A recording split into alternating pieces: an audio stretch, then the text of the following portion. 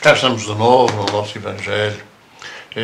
Como era bom que todos os lares pudessem recordar, uma vez por semana, a mensagem de Jesus, os seus ensinamentos, porque são orientações para a nossa vida, para a vida dos nossos familiares. Tantas vezes, se nós o fizéssemos desde cedo, com os filhos pequeninos, ainda que a dormir, ao colo, como seria possível evitar tantas tragédias, tantas desilusões que se vão colhendo ao longo da vida, com desvios perigosos das crianças ou dos jovens.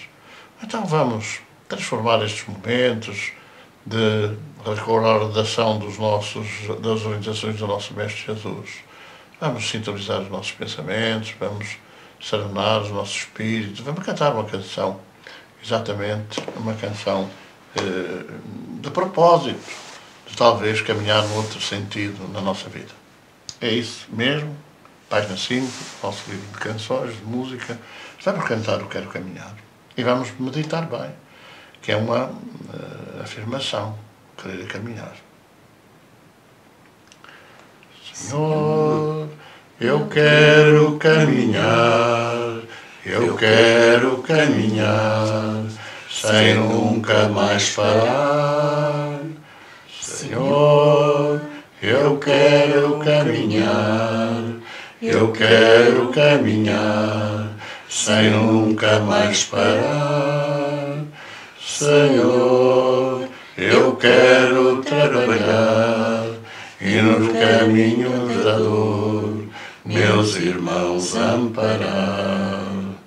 Senhor, eu quero trabalhar e nos caminhos da dor meus irmãos amparar.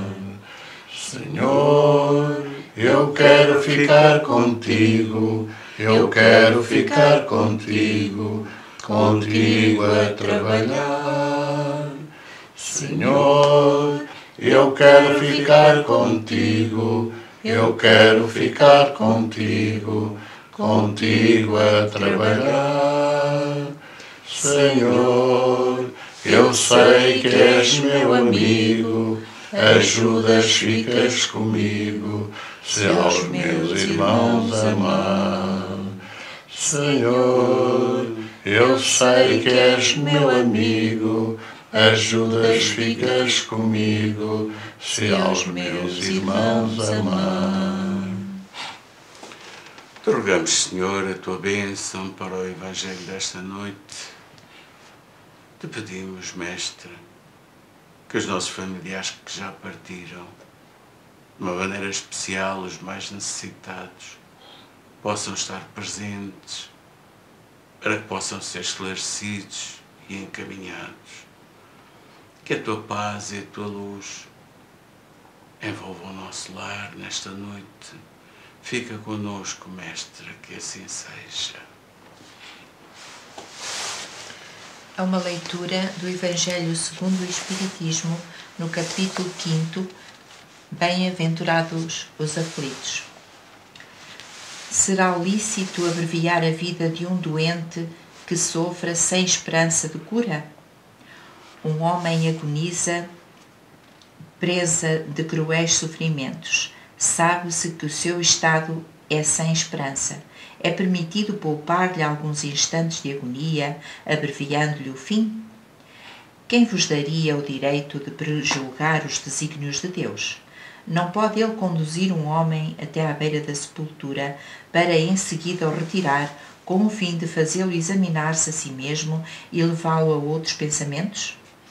A que extremos tenha chegado um moribundo, ninguém pode dizer com certeza que soou a sua hora final. A ciência nunca se enganou nas suas previsões? Bem sei que há casos que se podem considerar, com razão, como desesperados, mas se não há nenhuma esperança possível de um retorno definitivo à vida e à saúde, não há também inúmeros exemplos de que, no momento do último suspiro, o doente se reanima e recobra as suas faculdades por alguns instantes? Pois bem, essa hora de graça que lhe é concedida pode ser para ele a maior importância, pois ignorais as reflexões que o seu espírito poderia ter feito nas convulsões da agonia e que tormentos podem ser poupados por um súbito clarão de arrependimento. O materialista que só vê o corpo, não levando em conta a existência da alma, não pode compreender essas coisas. Mas o espírita, que sabe o que se passa além do túmulo, conhece o valor do último pensamento. Aliviai o mais que puderdes os últimos sofrimentos. Não, mas guardai-vos de abreviar a vida, mesmo que seja apenas um minuto, porque este minuto pode poupar muitas lágrimas no futuro. São Luís, Paris, 1860. Está a sofrer tanto, meu Deus, porque não o levais? Este é o título da mensagem desta semana. É da nossa benfeitora espiritual Maria Teresa Magalhães, vem no livro Caminhando com Jesus, tem psicografia de Arnaldo Costeira. Muito se tem falado da eutanásia. As opiniões dividem-se. De um lado, os materialistas que vão entendendo que, não havendo solução para determinadas doenças terminais, descartadas pela medicina, embora na realidade se deva dizer pelos médicos, falíveis como todos nós, as despesas do erário público não se justificam e, portanto, será de abreviar a morte. Do outro lado, aqueles que entendem, porque deixar morrer é pecado mortal, defendem que uma tal situação é inaceitável. Mas é verdade, nem uns nem outros sabem bem qual a razão porque assim opinam. A história dos povos registra numerosos casos surpreendentes que alguns justificam como milagres de algum santo devotado à religião dos prepostos. Os materialistas vão atribuindo a esses casos puro obscurantismo, pois que o diagnóstico teria sido mal feito e tudo não passava de nuvem passageira que o tempo dissipou. Em boa verdade, ninguém pode afirmar que seja quem for que se encontra às portas da morte, não desperte surpreendentemente dessa letargia e venha a reconquistar uma vida prolongada e saudável. Como ninguém pode garantir que alguém que esteja saudável não possa partir inesperadamente da vida terrena. A parte espiritual da vida, sem dúvida a mais importante, precisa de ser analisada e entendida com urgência. O tempo em que a dificuldade de diagnosticar as doenças não pode ser objeto, levava os doentes a serem sepultados vivos, já lá vai. E por isso, pagar até o último centilo não pode ser objeto de interrupção. A lei é bem clara. Não matar ou causar outro dano no corpo ou na alma, a si mesmo ou ao próximo. O que equivale a dizer que, pedindo a interrupção da sua vida ou acedendo a esse pedido, constituirá crime punível pela lei divina, sob a forma de colheita obrigatória de uma sementeira livremente feita. Reflete um pouco mais, não te deixes envolver em teias de materialismo doentio. Medita, busca a resposta às tuas dúvidas nos ensinamentos que Jesus deixou. A vida que temos foi pedida por cada qual e, por isso, desistir da caminhada até ao fim ou permitir que ela seja interrompida em qualquer momento do percurso virá a ter consequências graves para os seus autores. Esta questão hoje, que está na sequência dos aflitos, na bem-aventurança dos aflitos, é também um motivo de reflexão quando, ainda que recentemente tenha sido chumbada na Assembleia da República a questão da eutanásia, a lei da eutanásia, mas nós nem é tanto por estarmos contra ou a favor quaisquer ideias materialistas que vigoram nas nossas sociedades, mas é tão somente compreender melhor as questões, de refletir melhor sobre as questões. Os cristãos, e estamos a falar de uma forma geral para os cristãos, embora com certeza não possamos impedir que outras confissões religiosas ou outros irmãos de outras confissões religiosas possam escutar o nosso Evangelho e, por que não, até participar dele. Nós devemos não propriamente afrontar as crenças dos outros, mas são somente basear as nossas próprias crenças. Os cristãos, de uma forma geral, têm como, digamos assim, bandeira ou como orientação fundamental o Evangelho. Os 4 Evangelhos, naturalmente. Mas os 4 Evangelhos, na apresentação diversa dos vários evangelistas, não é, são, sinteticamente, baseados nas mesmas lições que Jesus deixou. E há questões nesses 4 Evangelhos considerados milagrosos, mas que devem ser orientação fundamental para a vida dos cristãos. Lázaro. Toda a gente conhece a ressurreição de Lázaro. Em realidade, Lázaro estaria como? Estaria em coma. Aliás, muita gente em coma foi enterrada assim, viva. Muita gente ao longo dos séculos.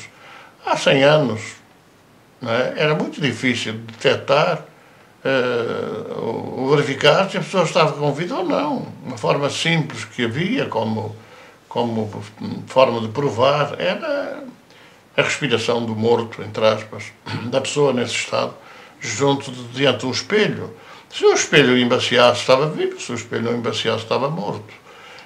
Ora, Lázaro foi sepultado. Foi colocado num jazigo, não é? Naquelas grutas, na altura eram jazigos, eram constituídos jazigos. E já estava lá, segundo os textos, não é? Que os cristãos acreditam piamente serem verdadeiros. Já lá estava há 4 dias, o corpo já cheirava mal, as irmãs já choravam, ainda que tivessem andado a noticiar Jesus, mas ele não tinha chegado a tempo. E quando chegou, já estava sepultado, e mesmo elas disseram a Jesus: já não há nada a fazer, pois já está sepultado há 4 dias. Entretanto, com o poder magnético de Jesus, Lázaro acordou para a realidade. Quando o corpo está mesmo morto, quando estão as células absolutamente em decomposição, não é possível levantar essa manta de retalhos para dar vida outra vez. Mas é seguramente possível, e hoje sabe-se disso, que é claro que a pessoa, quando entra em estado de coma, não é, pode estar digamos assim, numa vida vegetativa, mas não morreu. Então nós não podemos garantir que o fim de cada um, agora que se pensa nisso, o fim de cada um esteja dependente das arbitrariedades mentais dos terrenos. Nós vamos verificar aí, por exemplo, os grandes paladinos da eutanásia, e que, como Jesus falou no Evangelho, serão muitos falsos profetas que enganarão a muitos, até aos mais esclarecidos. Os paladinos da matéria, do materialismo, acham que sim, senhor, que realmente há que provar a eutanásia, coitadinhos, que estão a sofrer, que estão a sofrer.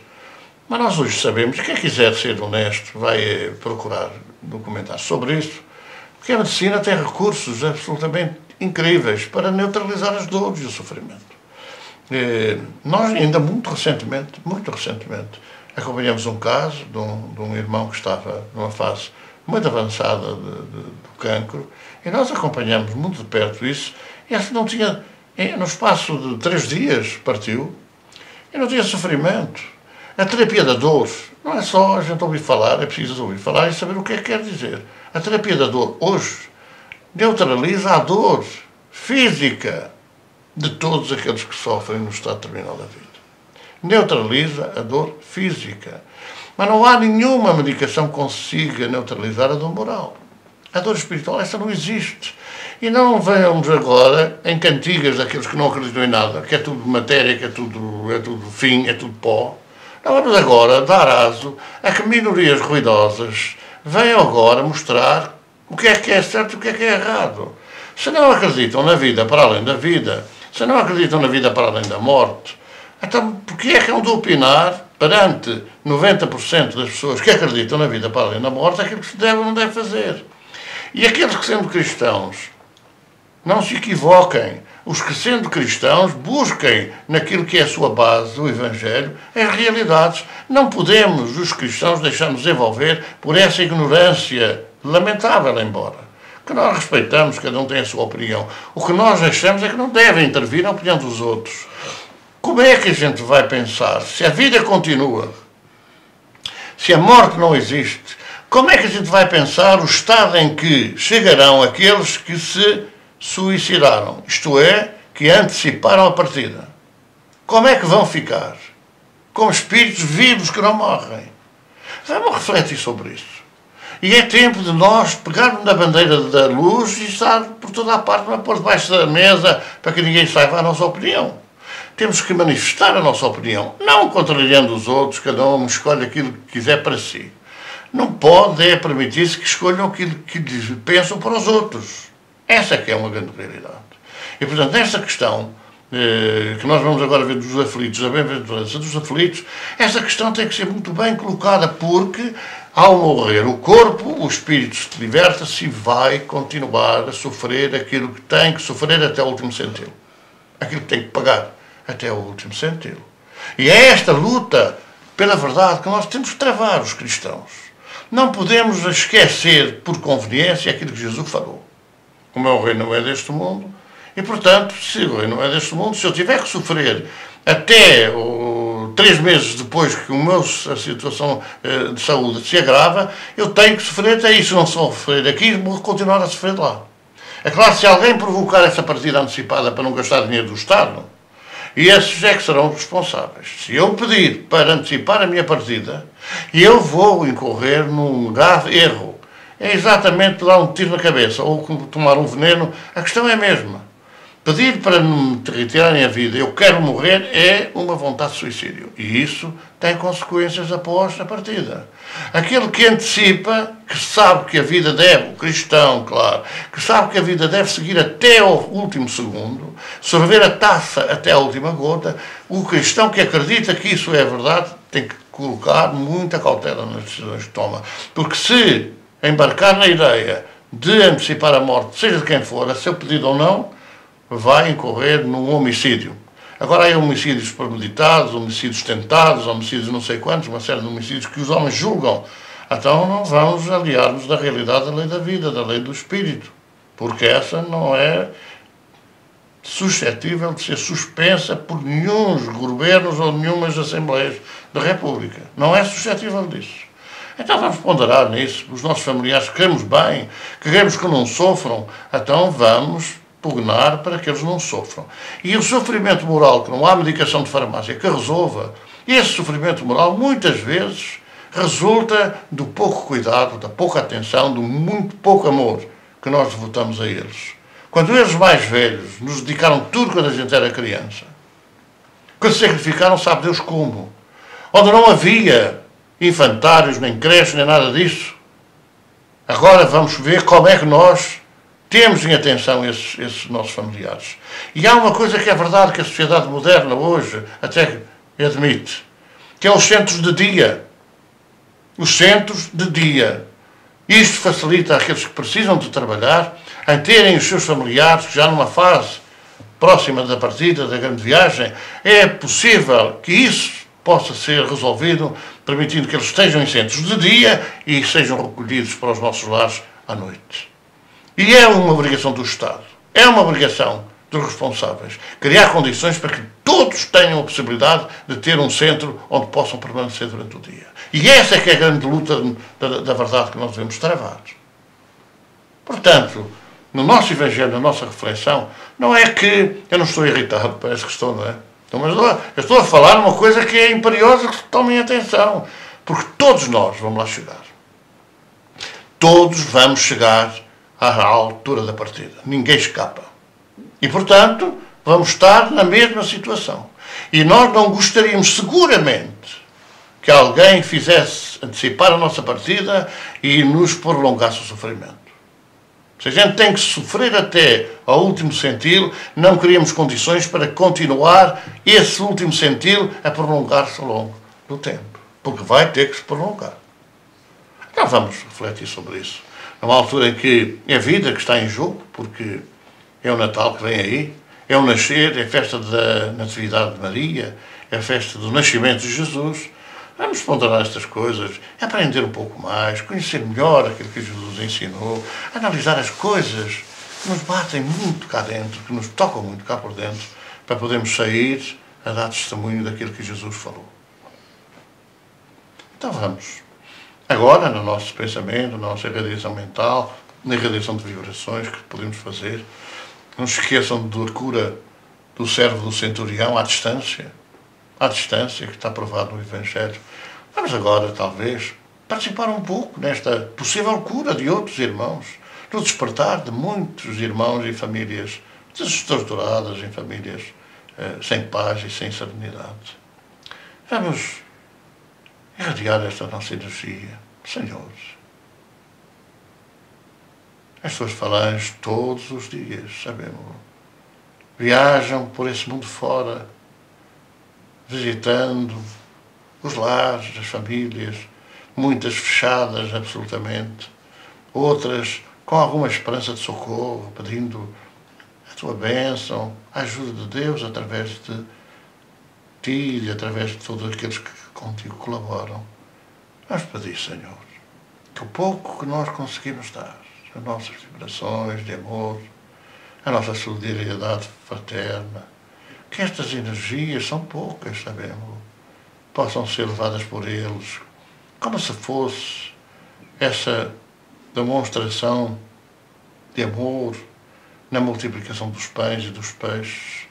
Nós sabemos que o pouco que nós te damos pode ser multiplicado e levado pelos teus mensageiros a essas casas de sofrimento, aliviando um pouco as dores, despertando um pouco para a realidade, ajudando de uma forma geral. Toma a nossa oferta, Senhor.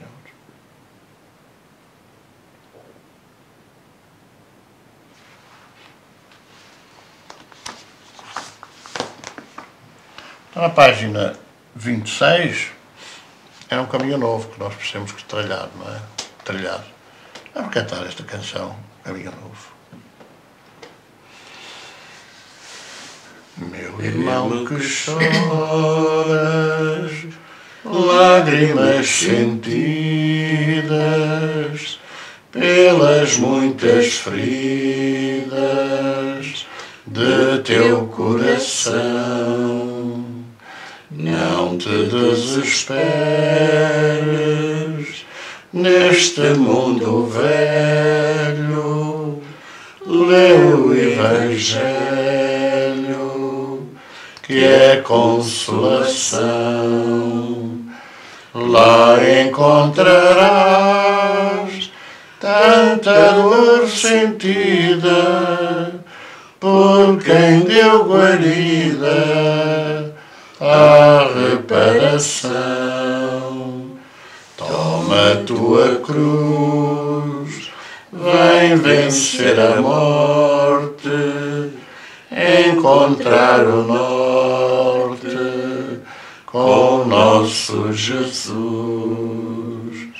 Meu irmão na dor, que perdeste a fé e andas em maré de vil perdição, não te percas mais nas trevas do mundo, tão negro e imundo, busca a salvação e encontrarás no cimo do monte a luz no horizonte, sem ser ilusão. Vem sentir Jesus, vem cantar amigo, vamos dar abrigo à luz do Senhor.